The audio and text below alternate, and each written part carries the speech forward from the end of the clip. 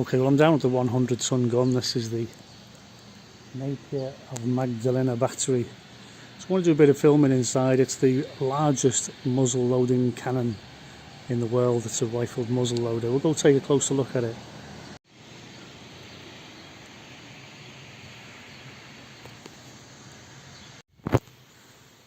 So there's a diagram of what you're about to see.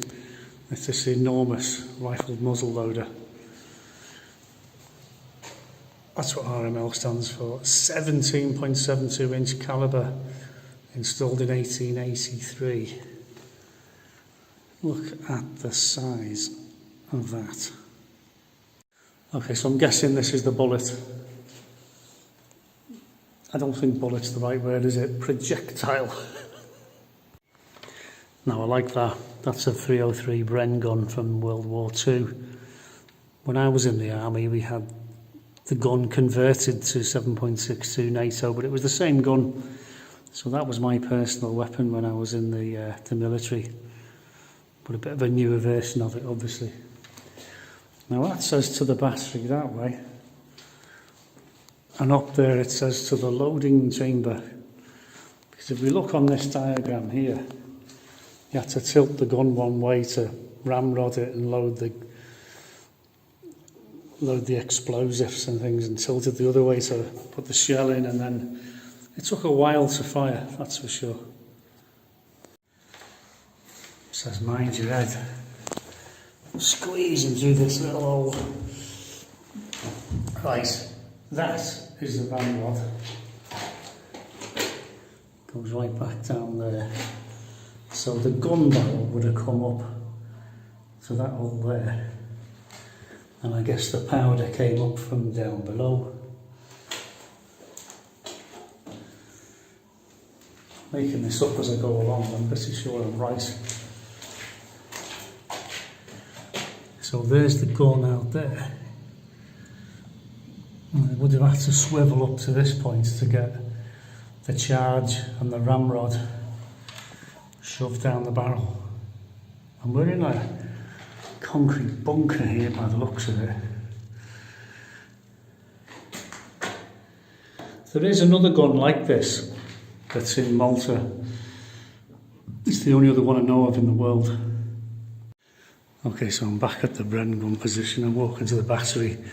So obviously they had to build this fort around the gun, really. That's a ladder going up to where we've just been. And we should take us outside now. Have a look at the gun itself. Viewing platform. Oh, do we go this way or that way?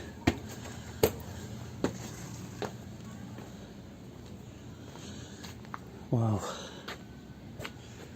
Well, there we are. Look at that beastie.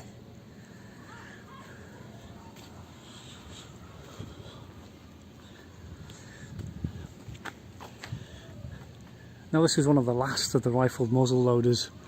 By the time they brought this out, it was already obsolete, and they were building breech loaders.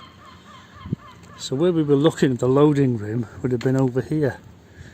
So the gun would have swiveled round, I would have thought. So that point there looks too big for that, really, but I'm sure that's how it worked. And don't forget World War II came along and they had to put their defences in as well. Now I reckon this side is where the shell would have gone in. So they'd be opening and closing that door, look. And pushing the shell down the barrel. So it'll take a while to reload this thing.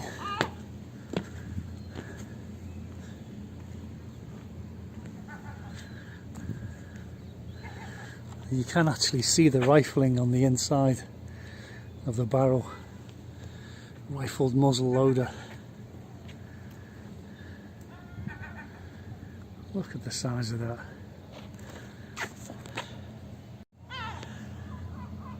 Now I don't want to raise up concrete bit here, so there's my hand the comparison to the size of this gun. And this is World War II. This is obviously some sort of anti-aircraft gun, I think, or I'm not sure. Like I said, I'm not really that familiar with field guns, artillery guns or anti-aircraft guns, but it's not got a massive bore on it, has it? By the looks of it. So this will have been installed during the war. There's the pedals there, look, for winding it up and down. I dare say there'd be another set of pedals for turning it left and right.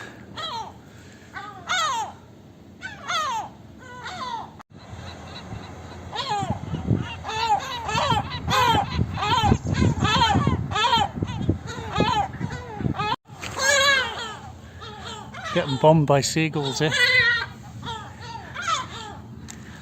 Yeah.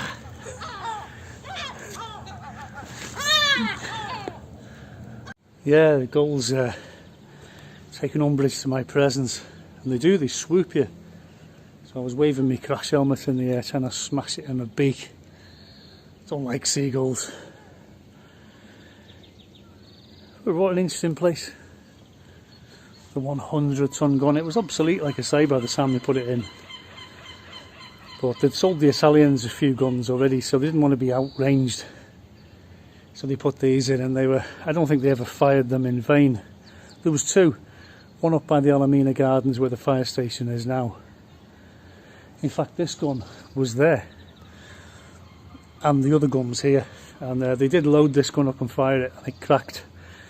It cracked the barrel, and it cost a fortune in gunpowder just to fire it once.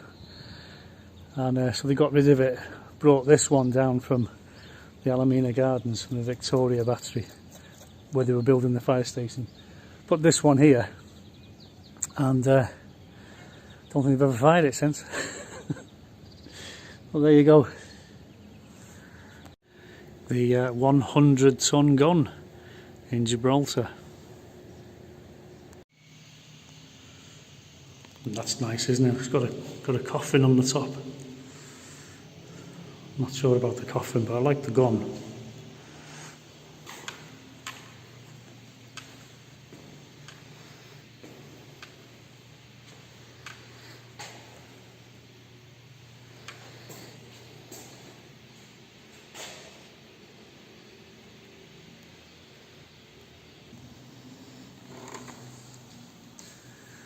So there's a lot more stuff here than when I was here before. I've not been for ages though, it's been years since I've been here. These are a lot more modern. I don't know anything about field guns, so I couldn't tell you if this was a modern one. It looks sort of Second World War to me, but I don't know. That's the answer to that.